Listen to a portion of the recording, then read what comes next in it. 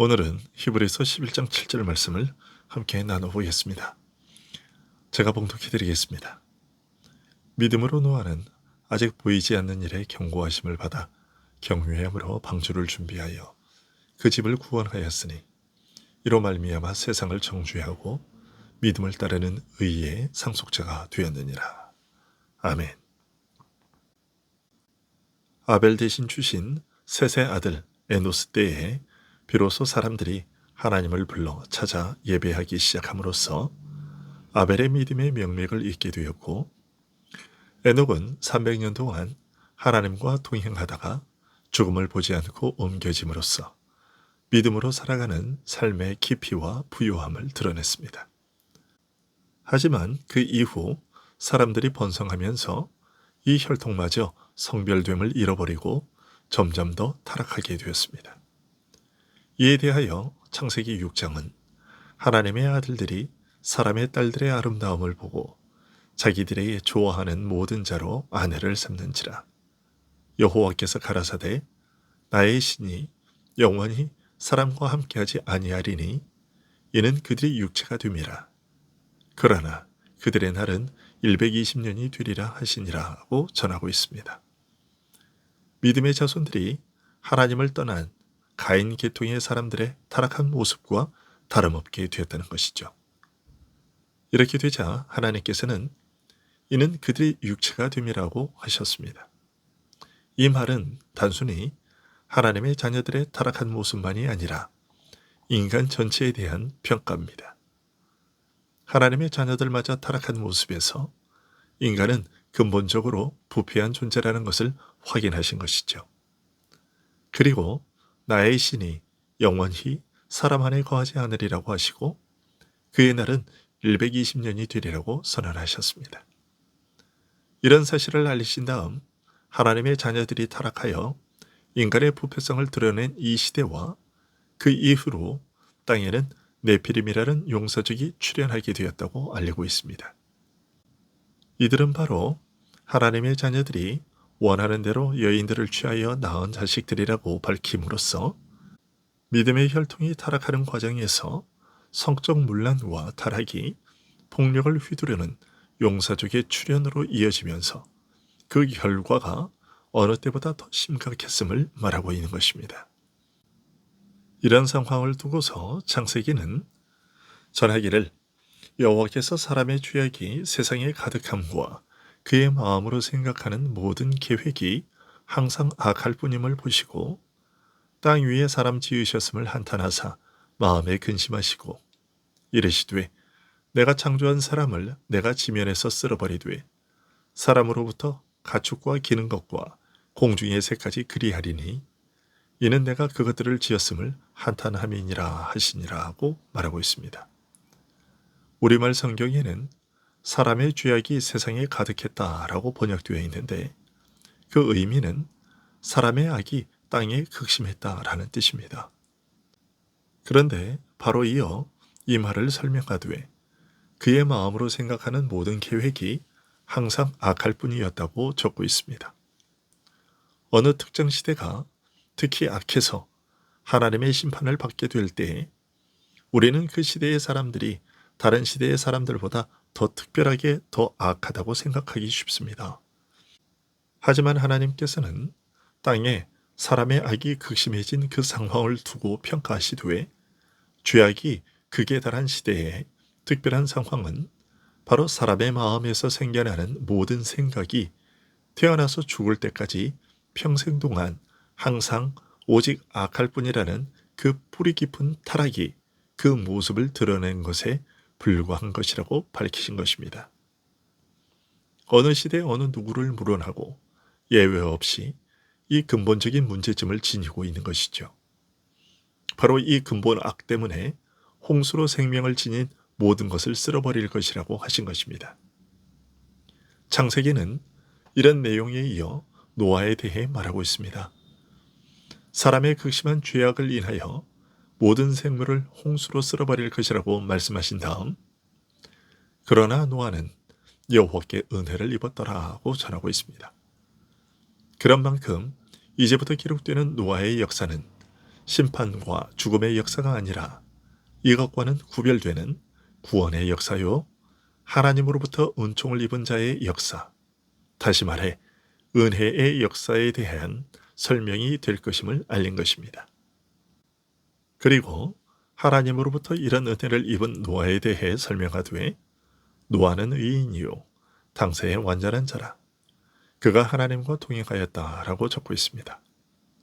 죄악이 극에 달해 멸망의 심판을 선고받은 그 세대의 사람들과는 달리 하나님으로부터 은총을 입어 심판에서 구원받을 자인 만큼 노아를 가리켜 의인이요 당세의 완전한 자요 하나님과 동행한 자라고 한 이 평가는 노아와 당시 세대의 사람들의 차이를 단적으로 보여주는 내용이라 할 수 있습니다.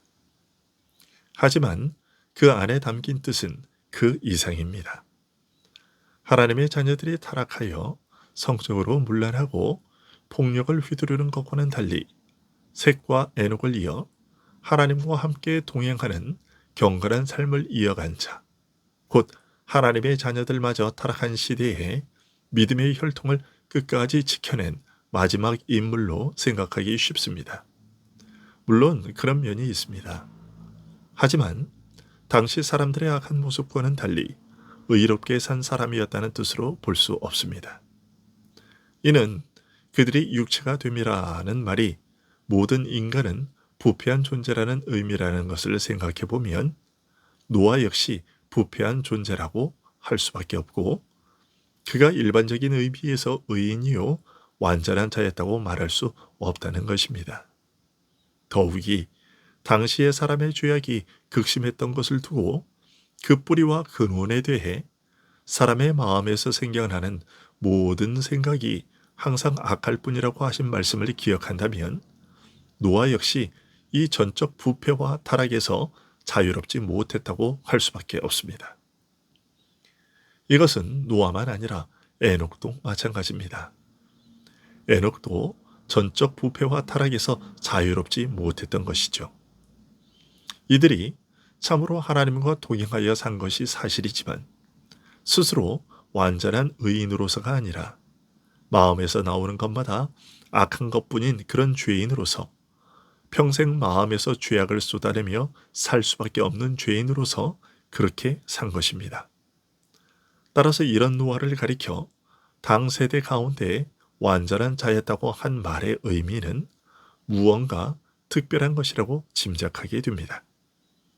그 특별한 의미를 알려주는 것이 바로 오늘 본문인 믿음으로 노아는 아직 보이지 않는 일에 경고하심을 받아 경외함으로 방주를 준비하여 그 집을 구원하였으니 이로 말미암아 세상을 정죄하고 믿음을 따르는 의의 상속자가 되었느니라는 말입니다.